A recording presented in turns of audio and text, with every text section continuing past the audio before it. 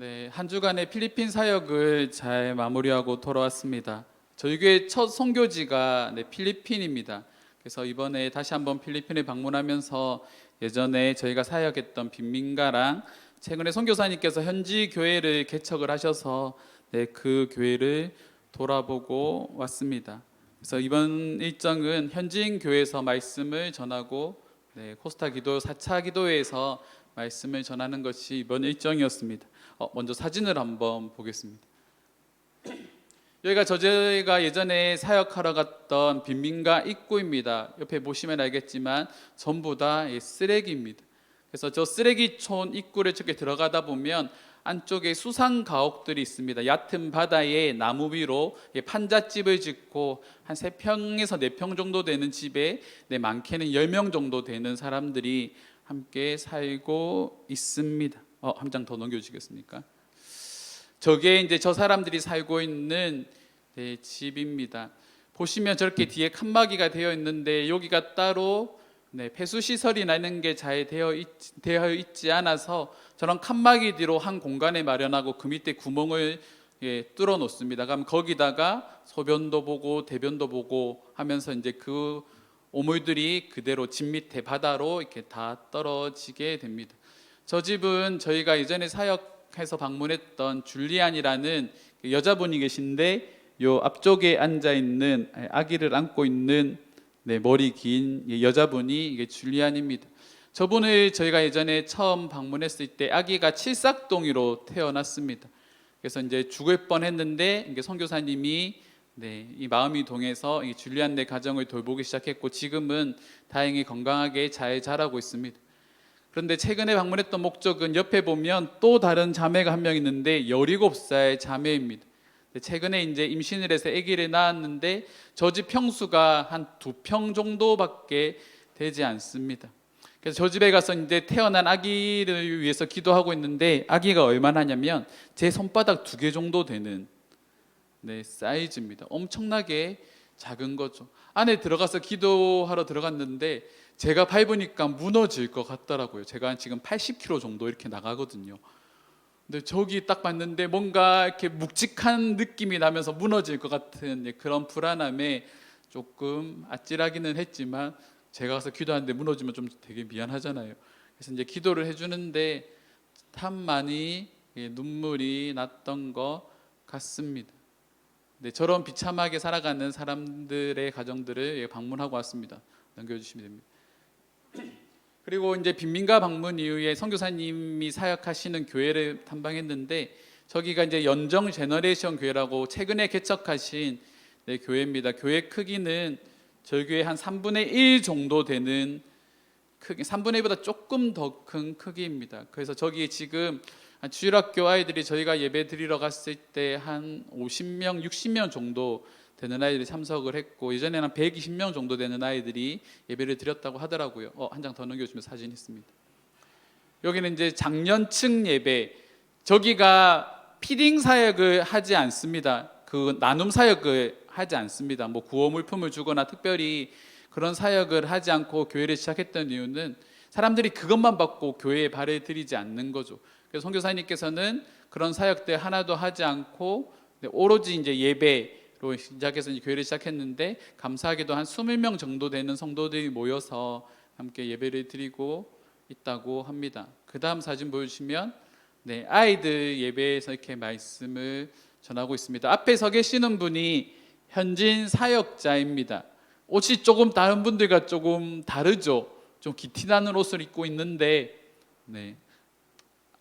안에 쪽이 재력가라고 합니다. 그래서 옷이 되게 깨끗하더라고요. 아이들은 꼬질꼬질하게 막 그런 옷들을 입고 있는데 이분은 되게 깔끔하게 옷을 입고 있었습니다. 제가 한국어로 설교하면 옆에서 따갈로그로 이렇게 해서 이제 설교 말씀을 이렇게 전달하는 역할을 합니다.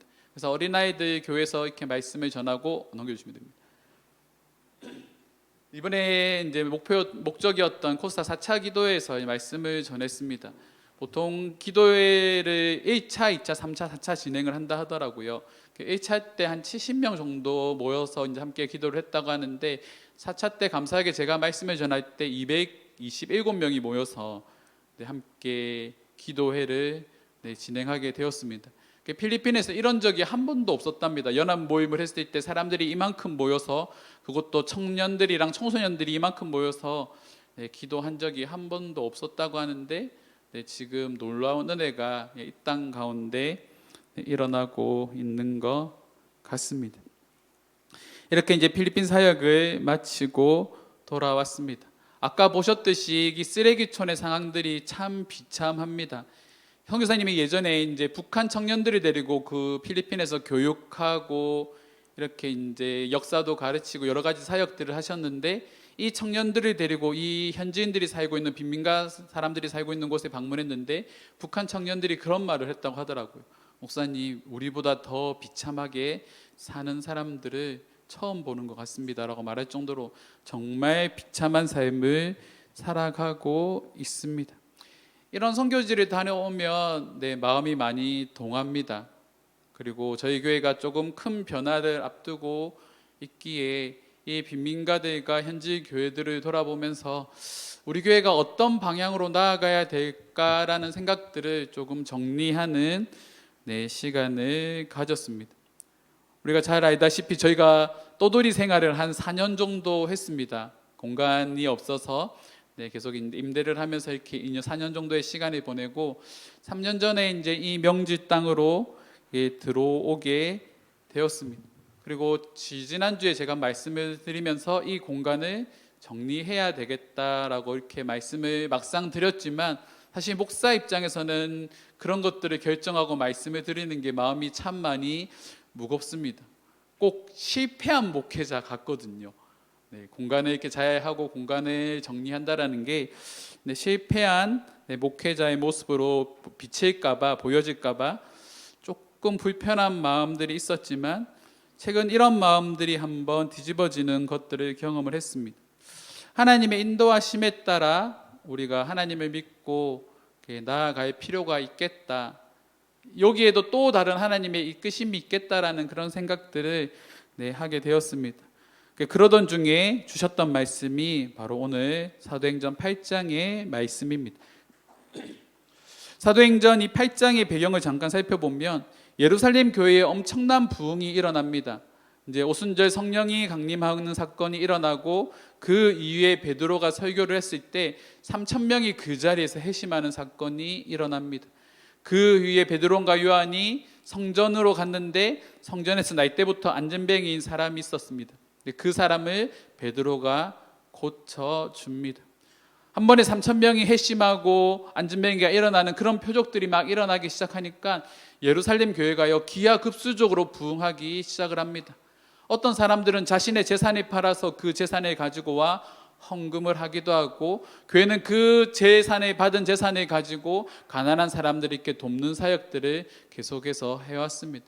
그러다 보니까 교회가 엄청나게 성장을 하는 거죠. 그리고 그 사역들, 특별히 이제 빈민가 사역 같은 거죠. 어려운 사람들을 돕기 위한 사역자들을 7명 세우게 되는데, 그중 한 사람이 스데반입니다. 근데 사도행전 7장에 보면 이 스데반이 순교하는 사건이 일어나게 됩니다. 사람들 앞에서 예수 그리스도에 대한 복음을 전하다가 사람들이 마음에 찔림을 당하고 스데반을 향해서 돌을 던졌고, 그 돌을 던질 때에 이 사람이 율법의 말씀을 어겼어라고는 그 증인으로 사울이 서게 됩니다. 그래서 오늘 8장 1절 말씀에 보면 뭐라고 시작합니까? 예루살렘 교회에 큰 박해가 있었다라고 말씀이 시작되는 거죠. 그 박해가 뭡니까?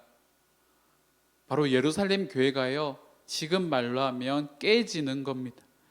우리 1절 말씀 우리 한번 읽어보겠습니다. 함께 읽겠습니다. 그날에 예루살렘에 있는 교회에 큰 박해가 있어 사도 외에는 다 유대와 사마리아와 모든 땅으로 흩어지니라.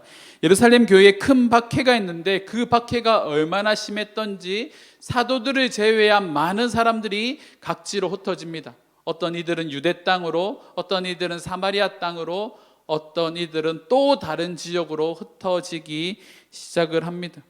계속적으로 성장의 궤도를 달리고 있던 교회가 한순간에 문을 닫을 입장에 놓이게 된 거죠. 근데 우리가 여기서 주목해서 봐야 할 표현이 있습니다.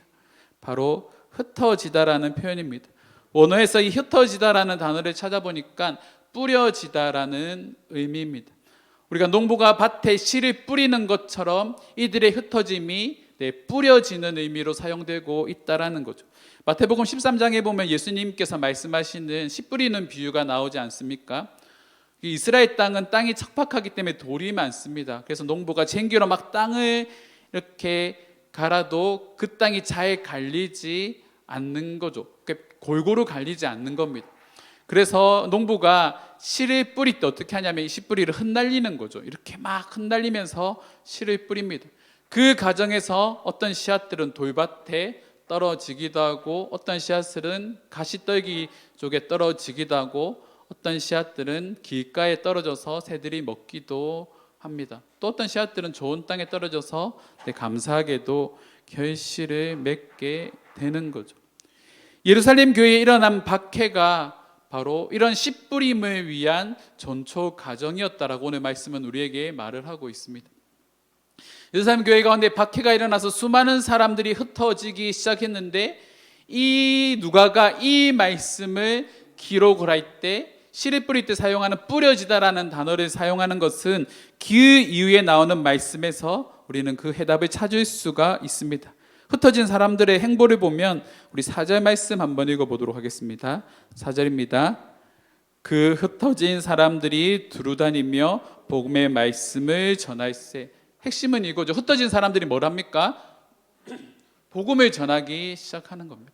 처음에는 예루살렘 교회를 중심으로 사람들이 막 모이기 시작했는데 박해로 인해서 예루살렘 교회가 깨어지면서 그 깨어져서 갈 데 오갈 데 없는 성도들이 각 지역으로 흩어지고 그들이 각 지역으로 흩어져서 복음을 전하기 시작을 하는데 놀랍게도 복음을 전하는 가운데 놀라운 일들이 일어나기 시작합니다. 오늘 말씀에 보면 빌립이라는 사람이 등장을 하죠. 이 빌립이라는 사람은 어디서 말씀을 전했냐면 사마리아 성에 가서 말씀을 전했습니다. 근데 그가 말씀을 전하는 가운데 놀라운 일들이 일어나죠. 사람들이 빌립의 말씀을 듣고 회심하기 시작하고 그가 행하는 표적들을 보고 수많은 사람들이 빌립을 중심으로 모이기 시작을 합니다. 그리고 그곳 가운데 놀라운 회심이 일어나기 시작을 하는 거죠. 8절 말씀해 보니까 빌립이 전한 그 사마리아의 복음에 대해서 이렇게 말합니다. 그 성에 큰 기쁨이 있더라. 큰 기쁨이 있더라라고 말을 하고 있는 거죠. 흩어진 예루살렘 교회의 성도들이 각 지역으로 가서 복음을 전하는데 그들이 받는 모든 땅 가운데 큰 기쁨이 있더라라고 고백하고 있는 겁니다. 그 기쁨이 뭡니까? 예수 그리스도의 복음인 거죠. 복음은 영어로 가스펠이지 않습니까? 좋은 소식이라는 뜻입니다. 굿뉴스라는 뜻이죠. 근데 그 좋은 소식이 각 지역으로 흩어지면서 사람들에게 전해지기 시작하니까 그 전해지는 지역마다 큰 기쁨이 넘쳐나기 시작했다라는 겁니다. 예루살렘이라는 거대한 불씨가요, 완전히 쪼개졌습니다. 어떻게 보면 작은 불씨가 되어버린 거죠. 참 놀라운 것은 그 작은 불씨가 각 지역으로 흩어져서 예루살렘 교회에서 볼 수 있었던 큰 불씨로 다시 피어나는 것을 많은 사람들이 보게 되었다라는 겁니다. 이음교회를 개척할 때 우리는 다음과 같은 사명선언문을 만들었습니다. 사람과 사람을 이어주고 다음 세대와 열방을 하나님께로 이어주는 선교적 사명을 감당하는 교회로 세워간다. 이것이 우리의 사명선언문입니다.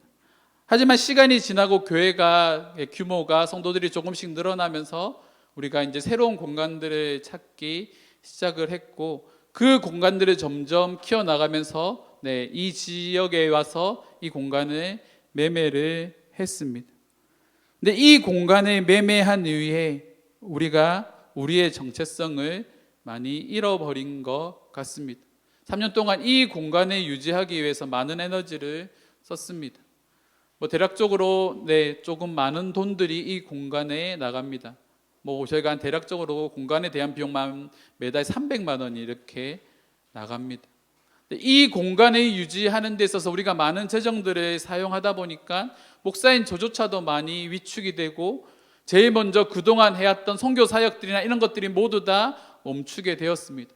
개척 헥스 당시에 저희가 6명 정도의 선교사님들이 매달 5만 원씩 후원을 했고 다양한 사역들을 펼치면서 그렇게 선교적 교회로 활동을 했었는데, 이 공간이 생긴 이후에 그 모든 사역들이 전부 다 브레이크 되었습니다. 하나님께서 우리에게 주신 이 교회에게 주신 사명 선언문을 따라 살아가지 못하고 이 공간에 너무 많은 에너지를 쏟은 거죠. 그래도 그런 마음이 있습니다. 성도들에게 조금 더 좋은 공간에서 예배드리게 해주고 싶다. 우리가 처음 같이 하신 분들은 알지 않습니까? 저희가 지하에서 시작해갖고 곰팡이 냄새 나는 그곳에서 시작해서 이렇게 3층으로 문현동 가서 3층으로 올라오고 지금의 좋은 공간을 이렇게 우리가 허락을 받았지만, 어떻게 보면 우리가 나아가야 될 방향을 우리가 잃어버리고 이곳에 너무 많은 에너지를 쏟았다라는 생각들을 했습니다. 특별히 이번 필리핀 일정 중에 이게 빈민가들을 돌아보고 선교사님과 이야기를 이렇게 나누면서 우리 교회가 다시 돌아가야 될 길이 조금 더 명확해진 것 같습니다. 최근 존 파이퍼 목사님의 하나님께 굶주린 삶이라는 책을 읽고 있습니다. 그 책에 보면 이와 같은 문구가 나옵니다. 승리를 얻을 유일한 무기는 하나님께 더 간절히 굶주린 마음이다. 하나님께 굶주린 것이 뭘까요? 우리가 하나님께 굶주린 마음이 우리에게 승리를 주는 길이라고 말을 하고 있습니다. 이 말이 무슨 뜻이겠습니까? 우리가 배가 고프잖아요. 밥을 안 먹어서 배가 고프면 우리는 무슨 생각으로 가득합니까? 밥을 먹어야 되겠다라는 생각으로 온 생각이 거기에 집중이 되는 거죠. 뭔가 우리가 가란 부분이 있거나 부족한 부분이 있으면 그것을 채우기 위해서 우리의 모든 생각이 다 집중되어 있습니다. 그리고 다른 것들을 생각하지 못하게 되는 거죠. 하지만 그런 생각들이 우리를 승리의 길로 인도합니까? 그렇지 않은 것 같습니다. 근데 진정한 우리에게 승리를 주는 것이 무엇입니까? 바로 하나님이라는 거죠. 세상을 이기는 승리는 이것이니 우리의 믿음이라고 하나님께서 우리에게 분명히 말씀하셨습니다.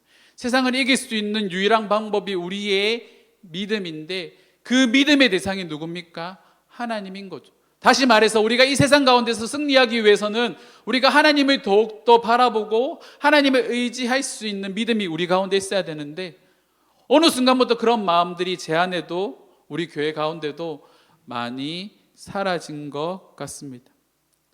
승리를 얻을 유일한 무기, 하나님께 더 간절히 굶주린 삶, 어떻게 보면 그것이 우리가 회복해야 되는 신앙생활의 모습이 아닐까 생각을 해봅니다. 어떻게 보면 진퇴양난의 순간이죠. 이스라엘 백성들이 출애굽했을 때 그들이 홍해 앞에 서게 됩니다. 엄청나게 100만 명이 넘는 사람들이 홍해 앞에 서게 되었을 때 얼마나 마음이 두려웠겠습니까? 앞에는 홍해가 막고 있고 뒤에는 애굽의 군대들이 무장을 하고 그들을 죽이러 달려오고 있습니다. 그 상황 가운데서 이스라엘 백성들이 원망하고 차라리 우리가 애굽에서 살아가는 것이 더 낫다라고 말했을 때 그들이 향하여서 모세가 했던 말이 있습니다. 출애굽기 14장 13절 말씀에 보면 우리 함께 읽겠습니다. 모세가 백성에게 이르되 너희는 두려워하지 말고 가만히 서서 여호와께서 오늘 너희를 위하여 행하시는 구원을 보라. 너희가 오늘 본 애굽 사람을 영원히 보지 아니하리라. 우리 한번 더 읽겠습니다. 시작.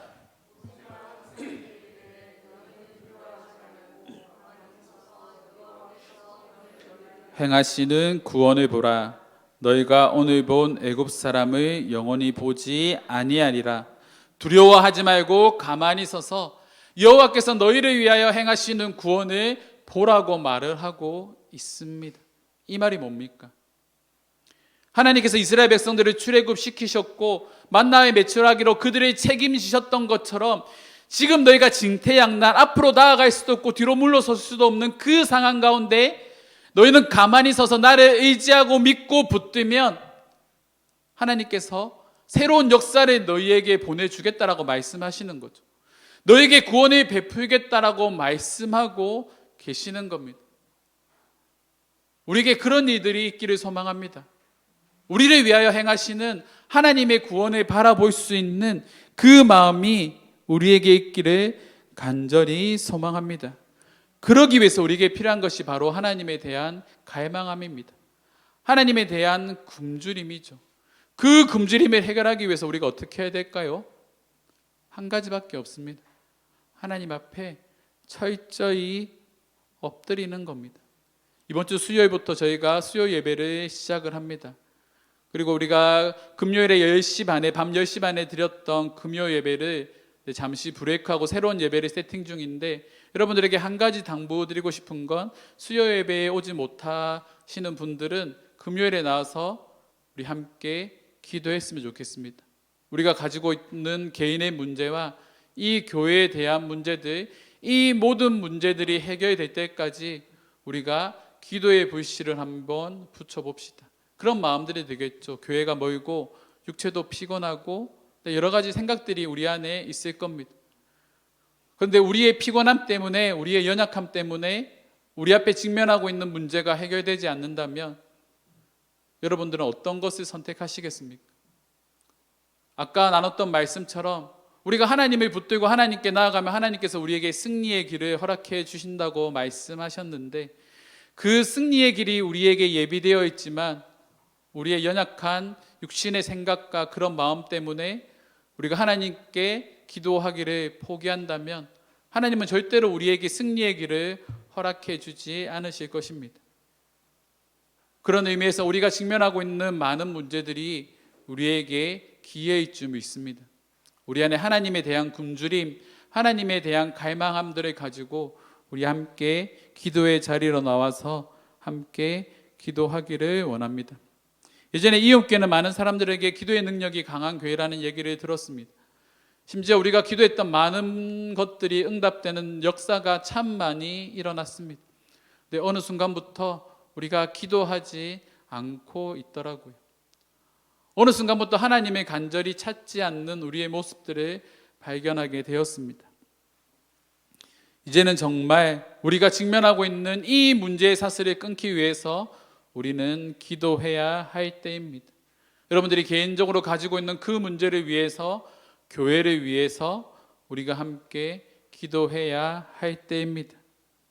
그리고 그 기도하는 가운데 하나님께서 우리에게 행하실 놀라운 역사가 일어날 줄 믿습니다. 시편 30편 11절 말씀에 보면 다음과 같이 말합니다.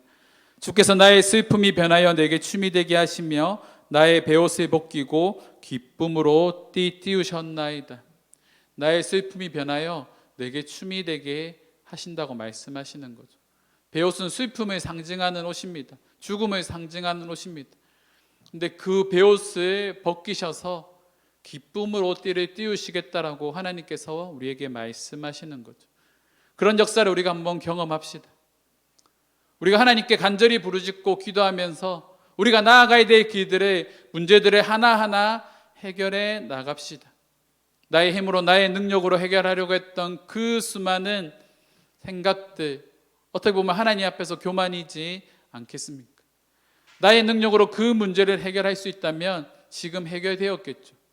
하지만 우리가 직면하고 있는 문제들은 우리의 능력으로 해결할 수 있는 그런 문제들이 더 많을 겁니다.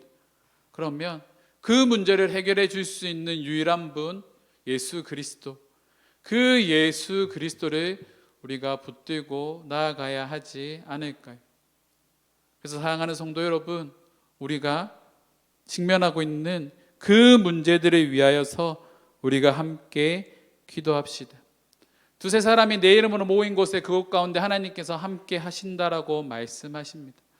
그 기도의 자리를 통하여서 나의 생각을 내려놓고 하나님의 방법과 하나님의 이끄심대로 우리가 앞으로 나아갈 수 있는 그런 이음교회가 되기를 주님의 이름으로 축원합니다. 그래서 우리가 이 모든 문제들이 해결되어졌을 때 우리가 다시 본래의 모습으로, 교회의 모습으로 돌아갑시다. 더 많은 선교사님들을 후원하고 더 많이 도움이 필요한 사람들에게 도움의 손길을 베풀고 정말 교회다운 교회, 하나님께서 기뻐하시는 교회, 하나님께서 기뻐하시는 성도의 모습으로 우리가 세워져 가기를 소망합니다.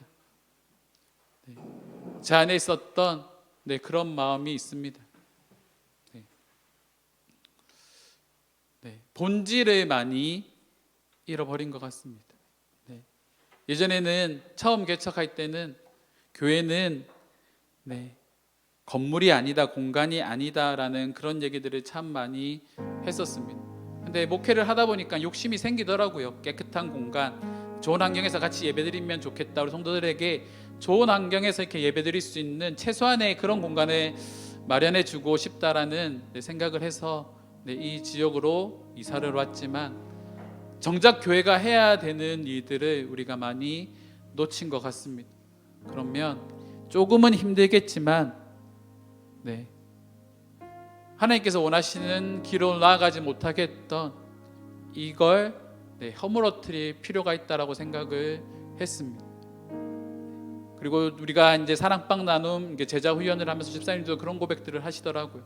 목사님, 이제 우리에게 중요한 것은 건물이 아닙니다. 이제는 건물이 그렇게 크지 않아도 우리 함께 모여서 예배할 수 있고 함께 기도할 수 있는 관계가 되었습니다라고 그렇게 말씀을 하시더라고요. 참 고마웠습니다. 우리가 다시 시작하기를 원합니다. 내년의 주제가 온전함이란 주제로 우리가 내년 2024년을 준비하려고 했는데 한번 틀었습니다. 리빌딩, 새롭게 개척해 나가는 겁니다. 새롭게 세우는 겁니다. 그래서 1월 달에 엄청난 말씀의 시간들을 준비하고 있습니다. 네 분의 목사님께서 오셔서, 불같은 목사님들이 오셔서 매주일마다 이 강단에서 말씀을 전하고 기도하는 시간들을 가지려 합니다. 감사하게도 오시는 분들이 특별히 재정을 받지 않고 귀한 마음으로 헌신해 주겠다고 오시는 그런 분들입니다. 이분들의 말씀을 듣고 우리가 직면하고 있는 문제를 위해서 함께 기도하면서 하나님께서 우리를 어떤 길로 이끄실지, 어떤 방향으로 우리 교회를 세워 가실지에 대한 것들을 우리가 바라보기를 원합니다. 그리고 그 자리에 여러분들의 기도와 눈물이 필요합니다. 내 생각을 잠시 내려놓고 하나님의 방법과 하나님의 생각대로 우리가 나아갈 수 있도록 우리가 그런 교만한 마음들을 내려놓고 겸손한 마음으로 하나님께 기도하며 나아가기를 소망합니다. 이 시간 우리 함께 기도하며 나아갑시다. 하나님, 이 시간 우리가 예루살렘 교회를 통하여서 우리의 교회가 나아가야 될 방향과 우리의 삶들을 돌아보았습니다. 교회가 계속적으로 성장하고 커져가는 것이 하나님의 은혜인 줄 알았는데 하나님은 예루살렘 교회를 깨트리시고 그 성도들을 흩으시면서 또 다른 지역에 복음의 불씨를 하나님께 피워가시는 모습을 우리가 오늘 말씀을 통하여서 보았습니다. 하나님, 우리 가운데 일어나고 있는 수많은 문제들로 인하여서 우리가 낙심하고 우리가 좌절하고 넘어질 것 같은 그런 상황이지만, 하지만 그 상황 가운데서 하나님께서는 다시 한 번 더 우리를 일으키시고 우리 교회를 일으키시고 또 우리 개인을 일으키실 그 주님이심을 우리가 믿으며 나아갑니다. 우리가 그 하나님만 의지하며 나아갈 수 있도록 하나님에 대한 영원한 목마름이, 하나님에 대한 갈망함이 우리 가운데 일어나게 해달라고 우리 함께 기도하며 나아가도록 하겠습니다. 함께 기도하시겠습니다. 아버지 하나님, 우리 가운데 하나님을 향한 하나님 아버지 그런 갈망함이